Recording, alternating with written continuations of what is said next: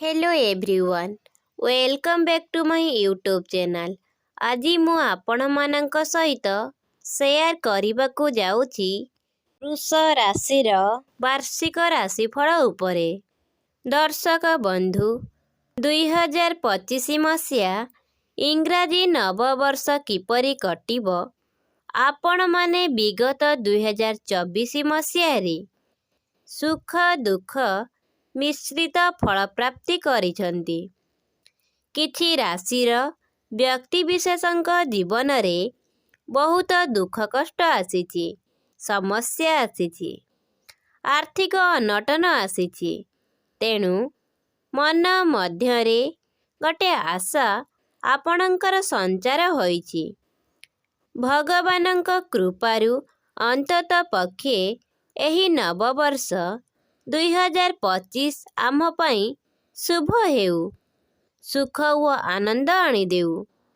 पारिवारिक जीवन, दाम्पत्य जीवन, संतानक क्षेत्र रे, वृत्तिगत क्षेत्र रे, वाणिज्य करुथिबा व्यक्ति विशेषଙ୍କ व्यवसाय क्षेत्र रे, कर्म क्षेत्र रे शुभप्रद हेउ एहा चिंता करुछंती व भगवान को आपण प्रार्थना करुछंती।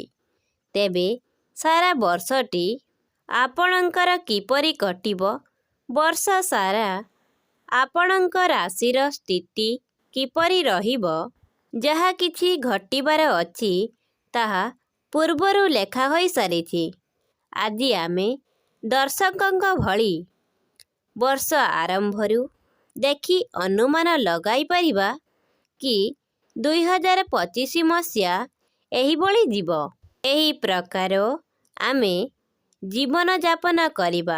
आसंतु जानिबा 2025 मसीहा वृष राशिर व्यक्ति मानक पई किपरि कटिब। ए वर्षर आरंभरु देवगुरु बृहस्पति आपणଙ୍କ लग्न रे अवस्थान करिवे। एही कारणरु स्वास्थ्य संबंधी कौनसी प्रॉब्लम थिले एही समय रे दूर हेबो। 29 मार्च 2025 रे शनिदेव दशमरु एकादश गृह को गोचर करिवे, अर्थात कर्म गृह को छाड़ी लाभ गृह को गोचर करिवे। आपण जेउ कर्म करिबा कथा सेई कर्म आपण करि सारिछंती। एबे समय आसीछि लाभ पाइबार। एकादश गृह आमर लाभ को सूचाई थाए। एकादश गृह आमर लाभ व कामना पूर्तिर स्थान अटे, अर्थात आयर विभिन्न प्रकार मार्ग आपणको प्राप्त हेबो। नुआ किछि करिबार योजना आपणकर सफल हेबो। नूतन कर्म प्राप्ति, व्यवसाय आरंभ मध्य एही समय रे आपण करि पारंती। शनिଙ୍କ तृतीय दृष्टि लग्न रे पडुथिबारु एही समय रे आपण योग, प्राणायाम, व्यायाम पाई इच्छा प्रकाश करिवे। शनि देवଙ୍କ सप्तम दृष्टि पंचम गृह रे पडुछि। पडिबा फल रे एही समय रे संतान संपर्कीय कौनसी कार्य पूर्ण हेबो, अर्थात पिलांक क्यारियर एजुकेशन फिक्स करिबा। एही समय रे कौनसी डिसीजन नेले ताहा आपणଙ୍କ ପାଇଁ अनुकूल रहिबो। शनिଙ୍କ दशम दृष्टि अष्टम गृह रे पडुछि। फल रे आपणଙ୍କ ध्यान गुप्त ज्ञान एस्ट्रोलॉजी प्रति आकृष्ट हेबो। एही समय रे आपण गुप्त साधना, गुप्त कर्म करि पारंती। वर्तमान देवगुरु बृहस्पति आपणଙ୍କ लग्न रे अवस्थान करुछंती। ठीक 15 मे 2025 रे देवगुरु बृहस्पति द्वितीय गृह को गोचर करिवे। द्वितीय गृह आमर धन संपत्ति को सूचाई थाए। द्वितीय गृह को गोचर करिबा फल रे धन संबंधी कौनसी कार्य एही समय रे पूर्ण हेबो। परिवार संबंधी कार्य पूर्ण हेबो। देवगुरु बृहस्पतिଙ୍କ पंचम दृष्टि ଷଷ୍ଠ ଗୃହରେ ପଡ଼ୁଛି। ଷଷ୍ଠ ଗୃହ ଆପଣଙ୍କ ଚାକିରିର ଓ ରୋଗର ହୋଇଥାଏ। ଆପଣଙ୍କୁ କୌଣସି ରୋଗ ହୋଇଥିଲେ ବା କିଛି ସମସ୍ୟା ଥିଲେ ତାହା ଦୂର ହେବ। ଶତ୍ରୁଙ୍କ ଠାରୁ ମୁକ୍ତି ପାଇବେ। ଏହି ସମୟରେ ଆପଣଙ୍କୁ ଆଶାନୁରୂପ ଚାକିରି ମଧ୍ୟ ମିଳିପାରେ। ଏହା ମଧ୍ୟ କୁହାଯାଇପାରେ ଏହି ସ୍ଥାନ ଆପଣଙ୍କ କର୍ମର ହୋଇଥିବାରୁ କର୍ମଫଳ ଏହି ସମୟରେ ମିଳିଥାଏ। ଏହା ସହିତ କୌଣସି କାର୍ଯ୍ୟରେ ବାଧା ସୃଷ୍ଟି ହେଉଥିଲେ ଏହି ସମୟରେ ବାଧା ଦୂର ହେବ। ଦେବଗୁରୁ ବୃହସ୍ପତିଙ୍କ ନବମ ଦୃଷ୍ଟି ଦଶମ ଗୃହରେ ପଡ଼ୁଛି, ଯାହାକି ଆପଣଙ୍କ କର୍ମ ଗୃହରେ ପଡ଼ୁଛି। କର୍ମକ୍ଷେତ୍ରରେ ଏହି କାରଣରୁ କର୍ମକ୍ଷେତ୍ରରେ ଉନ୍ନତି ଘଟିବ। ମେ ମାସରୁ ସେପ୍ଟେମ୍ବର ମାସ ମଧ୍ୟରେ ଆପଣଙ୍କର ଅର୍ଥ ପ୍ରାପ୍ତିର ଯୋଗ ରହିଛି।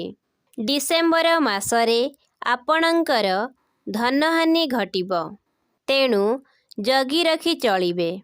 ବୃଷ ରାଶିର ବ୍ୟକ୍ତିବିଶେଷ 2025ରେ ଶତ୍ରୁହନ୍ତା ହେବେ। କୁଣ୍ଡଳୀରେ ଶୁକ୍ର ଓ ଶନି ଏକତ୍ର ବସିଥିବା କାରଣରୁ ସେମାନଙ୍କ ସପ୍ତମ ଦୃଷ୍ଟି ଅତ୍ୟନ୍ତ ମଙ୍ଗଳମୟ ହେବ। ପାରିବାରିକ ଜୀବନ ସୁଖମୟ ହେବ।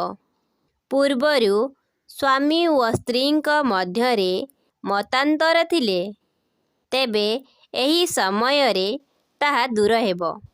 ଗୃହରେ ବ୍ରତ ଓ ମାଙ୍ଗଳିକ କାର୍ଯ୍ୟ ଅନୁଷ୍ଠିତ ହୋଇପାରେ। ସନ୍ତାନ ହେତୁକ ସୁଖପ୍ରାପ୍ତି ହେବ। ସନ୍ତାନ ଭିତ୍ତିକ ଖୁସି ଖବର ପାଇବେ, ଅର୍ଥାତ୍ ସନ୍ତାନମାନେ କମ୍ପିଟେଟିଭ୍ ଏକ୍ଜାମ୍ ଦେଉଥିଲେ ସେଥିରେ ଉତ୍ତୀର୍ଣ୍ଣ ହେବାର ଯୋଗ ରହୁଛି। ଯାନବାହନ କ୍ରୟ କରିବେ। 10 ଫେବୃଆରୀ ଠାରୁ ଆରମ୍ଭ କରି 10 ଡିସେମ୍ବର ମଧ୍ୟରେ ଆପଣ କିଛି ଜମି କ୍ରୟ କରିବେ। କମ୍ପିଟେଟିଭ୍ ଏକ୍ଜାମ୍ ଦେଉଥିଲେ ସେଥିରେ ଉତ୍ତୀର୍ଣ୍ଣ ହେବାର ଯୋଗ ରହୁଛି। ଯାନବାହନ କ୍ରୟ କରିବେ। 10 ଫେବୃଆରୀ ଠାରୁ ଆରମ୍ଭ କରି 10 ଡିସେମ୍ବର ମଧ୍ୟରେ ଆପଣ କିଛି ଜମି କ୍ରୟ କରିବେ। ଯାନବାହନ କିଣିବେ। କର୍ମକ୍ଷେତ୍ରରେ ଭଲ ପରିବର୍ତ୍ତନ ହେବ। ସନ୍ତାନ କ୍ଷେତ୍ରରେ ଆପଣ ଜୁନ୍ ଓ ଜୁଲାଇ ମାସରେ କିଛି ସମସ୍ୟା ଦେଖାଦେଇପାରେ। ପାରିବାରିକ ଜୀବନ ଭଲ ରହିବ। ଏପ୍ରିଲ ଠାରୁ ଅକ୍ଟୋବର ମାସ ପର୍ଯ୍ୟନ୍ତ ବିଦ୍ୟାର୍ଥୀମାନଙ୍କ ପାଇଁ ଭଲ ରହିବ। ଜାନୁଆରୀ, ଫେବୃଆରୀ ଓ ମାର୍ଚ୍ଚ ମାସରେ ବିଦେଶ ଯାତ୍ରା କରିବା କିମ୍ବା କିଛି ନୂଆ କାର୍ଯ୍ୟ କରିବାର ବିଶେଷ ଯୋଗ ରହୁଛି। ମେ ମାସରୁ ଡିସେମ୍ବର ମାସ ମଧ୍ୟରେ ବିବାହର ଯୋଗ ରହୁଛି। ପ୍ରତିକାର ରୂପରେ ବ୍ରହ୍ମଯଷ୍ଟି ଗଛକୁ ପୂଜା କରନ୍ତୁ। ଏହି ବ୍ରହ୍ମଯଷ୍ଟି ଗଛକୁ କେତେକ ଲୋକ ବ୍ରାହ୍ମଣ ଝାଟିଆ ବୋଲି ମଧ୍ୟ କୁହନ୍ତି। ଭିଡ଼ିଓଟି ଭଲ ଲାଗିଥିଲେ ଭିଡ଼ିଓଟିକୁ ଲାଇକ୍, ସେୟାର ଓ ଚ୍ୟାନେଲକୁ ସବସ୍କ୍ରାଇବ୍ କରିଦିଅନ୍ତୁ। ଜୟ ଜଗନ୍ନାଥ।